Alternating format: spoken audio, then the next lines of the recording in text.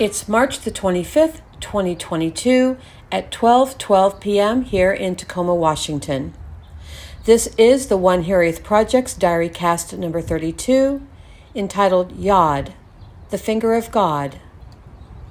The theme of this week, if I had to put a label on it, would be timelessness of the non-physical taking center stage in the physical, revealing a new vein of possibility as the pathway continues to open. From this prediction in Santero's Taurus video, which I watched on Saturday the 19th, where she talks about timing and the star. Okay. Time can be seen as both linear and spiral. If you are in the creative flow, you feel everything flowing together in divine order. Okay, so that's interesting. There's a lot of kind of divine energy in your reading today, that's for sure. So there's this kind of angelic flute player here. And the flute player is having an impact on the others. Okay, and it's interesting because I was talking about timeline splitting, perhaps. Timing, timeline, time. Okay, let's leave those there. Okay, Taurus.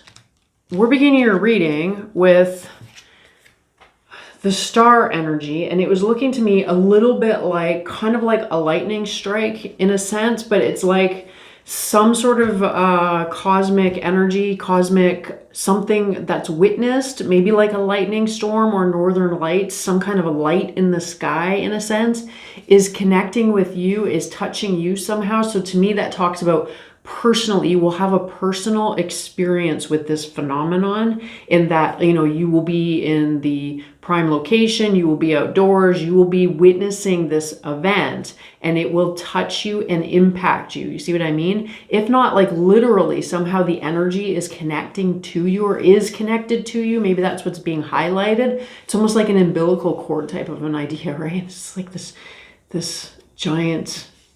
Anyway, okay, so an energy is perceived by you that impacts you significantly.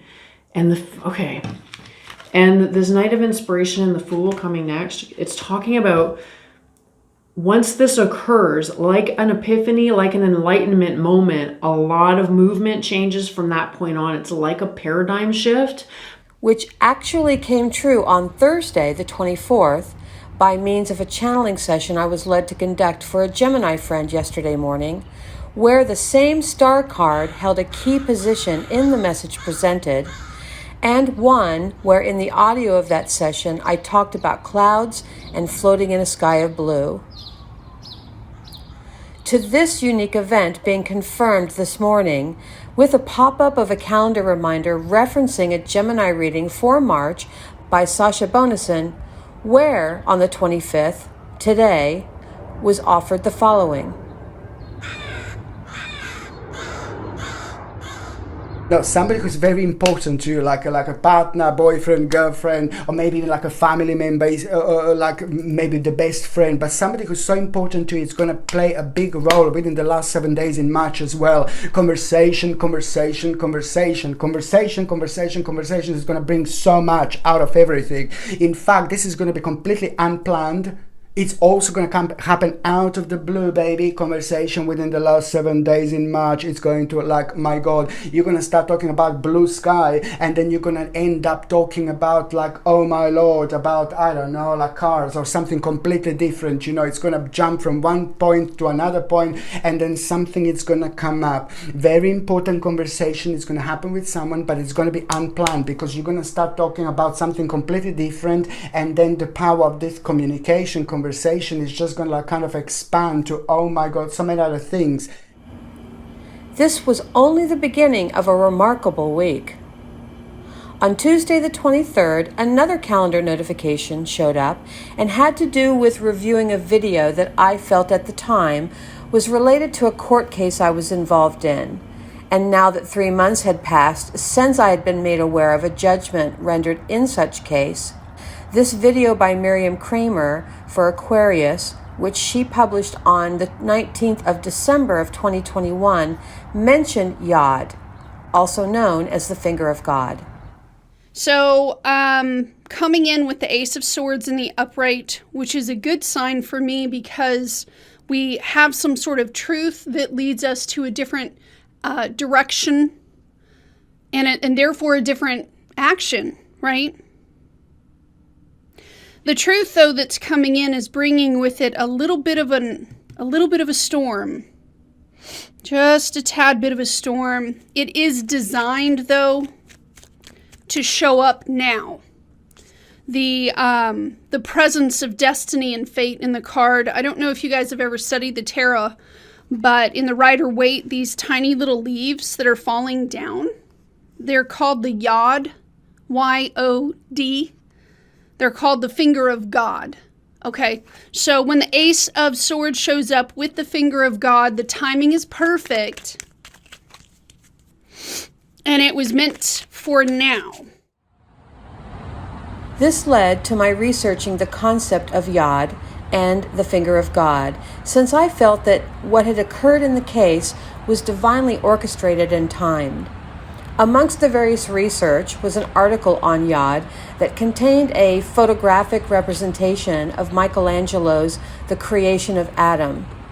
And when I saw it, my mind immediately went to a clip from the 2015 movie called Lucy that was part of a larger clip that I'd referenced many, many times as the best example of what it was like for me when I experienced what I refer to as my outside of time experience had on April the 19th of 2016. The reason I felt that way was the movie synchronistically presented in my life within a few days after having this experience in 2016, and I immediately related to her standing at this precipice, which was part of my experience, of her moving quickly into Times Square where she kept seeing all of these scenes, which was my experience, and so on.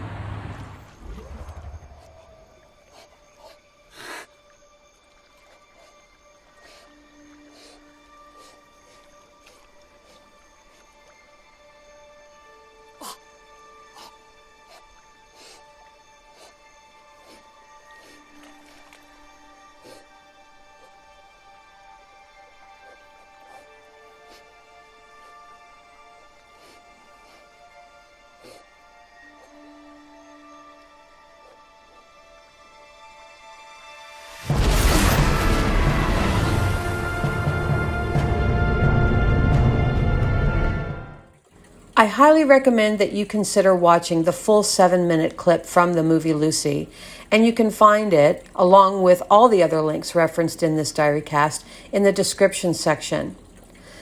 That then offers you the opportunity to kind of put yourself in the same seat that I had, and maybe you too might find yourself traveling outside of time.